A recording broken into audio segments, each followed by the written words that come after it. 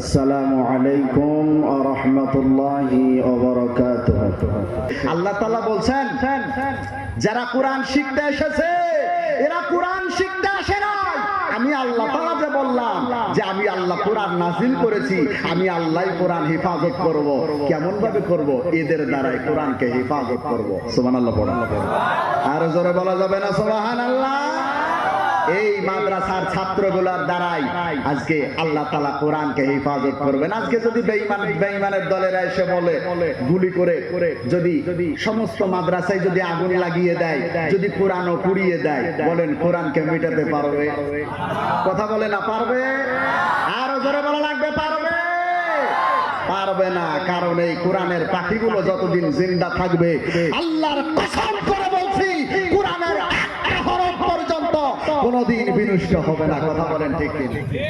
আমার ভাইয়েরা বন্ধুরা, এজন্য আজকে বলতে চাই, এই মিফতাহুল উলুম মাদ্রাসা আমাদের দরকার আছে না নাই? কথা বলেন আছে না নাই? নুরুল উলুম পান্ডুয়া দরকার আছে না নাই? আমার বন্ধুরা দরকার আছে। কত দরকার আছে আসেন আমরা বিস্তারিত শুনবো।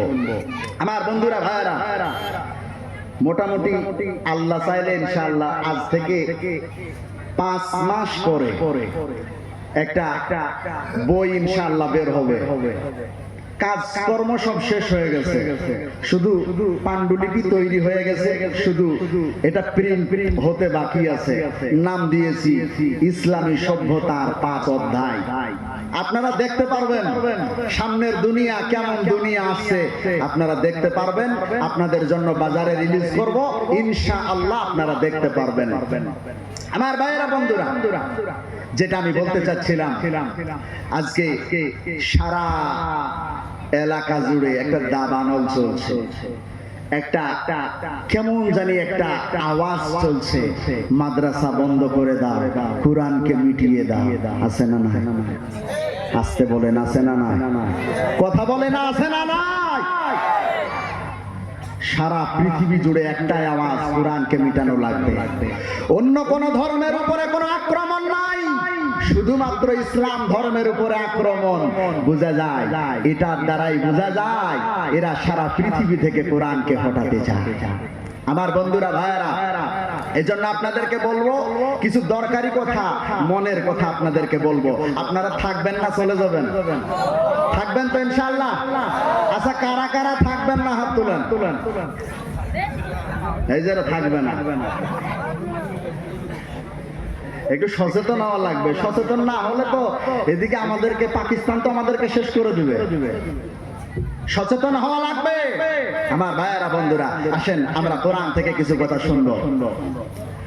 আল্লাহ তাআলা এই সময় কোরআনকে হেফাজত করার জন্য কিছু মানুষের প্রয়োজন।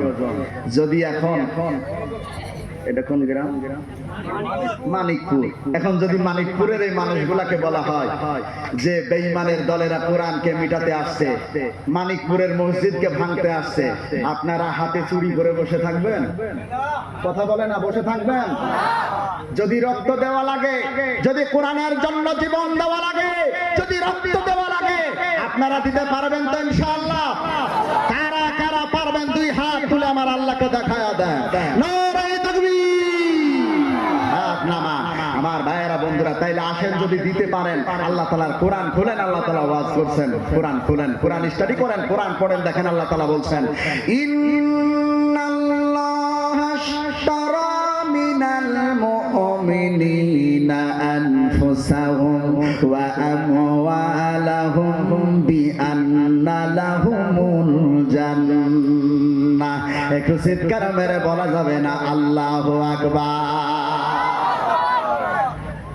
আমার মাদ্রাসার ছাত্র ভাইরা, আমার মানিকপুর এলাকাবাসী ভাইরা, আল্লাহ তাআলা বলেন, যারা মুমিন বান্দা হবে আর যারা মুসলমান বান্দা হবে, এই মুমিন বান্দা আর মুসলমান বান্দার সাথে আমি আল্লাহ তাআলা একটা ব্যবসা করি। ব্যবসা চিৎকার মেরে বলা যাবে না সুবহানাল্লাহ?